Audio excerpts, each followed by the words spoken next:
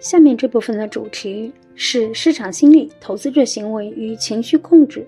這一部分呢，關注巴菲特對於投資心理、理性行為重要性，以及如何避免常見行為偏差的論述。第23條 The stock market is like a manic depressive who offers you a price every day. You don't have to take it. 中文，股市就像一個每天給你報價的躁鬱症患者，你不必接受他的報價。點評，巴菲特用這一經典的市場先生比喻，生動地解釋了市场波動的非理性本質以及投資者應該如何應對。他將市場擬人化成為一個情緒不穩定的報價者，提醒投資者可以選擇忽略短期的價格波動，專注於企業的長期價值。第24條 My job is to take advantage of craziness. 中文，我的工作就是利用市场的瘋狂。點評，這句話以非常直白的方式表達了巴菲特如何看待市場波動和非理性行為。他视市场的短期瘋狂為價值投資者的機會來源，而非威脅。這需要投資者具備識別價值和價格背離的能力，以及在他人恐慌或狂熱時保持冷靜的定力。第25條People don't get smarter about things that get as basic as greed, and you can't stand to see your neighbor getting rich. You get what I call the natural progression, the 3 Is: the innovators, the imitators, and the idiots. And that's what happens. 中文，人们在面對像貪婪這樣基本的事情時，並沒有變得更聰明。你無法忍受看到鄰居致富，你會經歷我稱之為自然演進的3個 I 階段：創新者、模仿者和傻瓜。事情就是這樣發生的。點評，在金融危機時期的訪談中，巴菲特深刻剖析了泡沫形成過程中的大眾心理、從眾行為和對錯失機會的恐懼，往往會導致非理性的繁榮，最終以大部分參與者的損失而告終。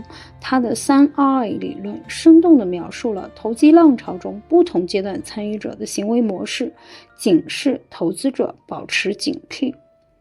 第26條 You can get in a whole lot more trouble in investing with a sound premise than with a false premise. 中文，在投資中，一個看似合理的假設比一個錯誤的假設更容易讓你陷入大麻煩。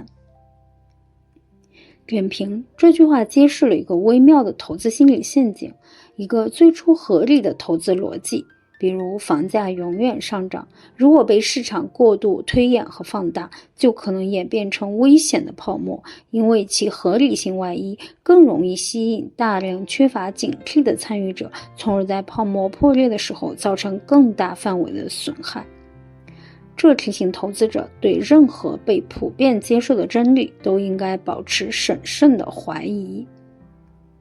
第27條You can borrow money for 30 years and expect to sleep well every night. 中文，你不能借了30年的錢，還指望每晚都睡得安穩。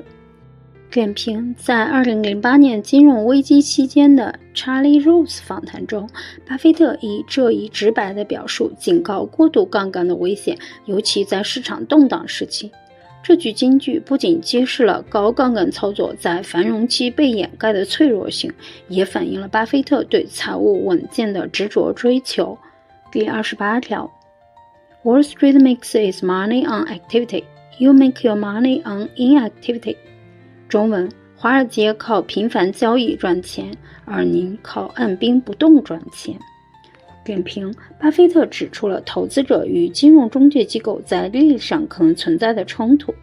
券商等機構的收入往往與交易頻率掛鈎，因此傾向於鼓勵客戶多交易。然而，對於長期價值投資者而言，頻繁換手通常會增加交易成本，並可能導致錯誤決策。他提倡買入優質企業並長期持有，減少不必要的活動。第29條Beware of geeks, buying formulas. 中文，當心那些帶着公式來的專家。點評，在2008年金融危機的背景下，這句話尤為尖銳。巴菲特對於那些過度依賴複雜數學模型而忽視常識和現實風險的金融工程和風險管理方法持批評態度。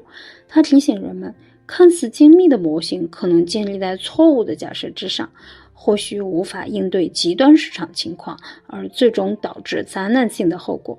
這也強調了獨立思考和基本商業判斷的重要性。然後呢，我們再來聊一聊接下来這個主題。接下來的主題呢，是關於學習閱讀與能力圈的重要性。這一部分呢，強調了巴菲特對於持續學習、廣泛閱讀以及堅守個人認知邊界，或者也可以稱為能力圈的看法。第30條，Define your circle of competence is the most important aspect of investing. It's not how large your circle is. You don't have to be an expert on everything, but knowing where the perimeter of that circle of what you know and what you don't know is, and staying inside of it is all important. 中文，定义的能力圈是投資中最重要的方面。您的圈子有多大並不重要，你不必成為萬事通，但關鍵在於清楚自己知識的邊界，並堅守在邊界之內。點評，能力圈是巴菲特投資哲學的核心支柱之一。他反覆強調，投資者應只在自己能深刻理解的領域進行投資，這並非限制學習和拓展認知，而是要求在做出投資決策時，對自己是否有足夠的知識和判斷力有誠實的評估。堅守能力圈有助於避免代價高昂的錯誤。第31條， I have an old-fashioned belief that I can only should expect to make money in things that I understand. And when I say understand, I don't mean understand what the product does or anything like that. I mean understand what the economics of the business are likely to look like 10 years from now or 20 years from now. 中文，我有一個老派的信念，那就是我只應期望在我理解的事情上賺錢。當我說理解時，我不是指理解產品的功能之類的，而是指理解這個生意的經濟狀況在10年或20年後可能會是什麼樣子。點評，這句話進一步闡釋了能力圈的深層含義。真正的理解不僅僅是了解產品或服務，更關鍵的是洞察企業的長期經濟特徵、競爭格局和盈利模式的可持續性。這種對未來的前瞻性理解是做出成功長期投資決策的基礎。第32條， The three most important words in investing are margin of safety. 中文，投資中最重要的3個詞是安全邊際。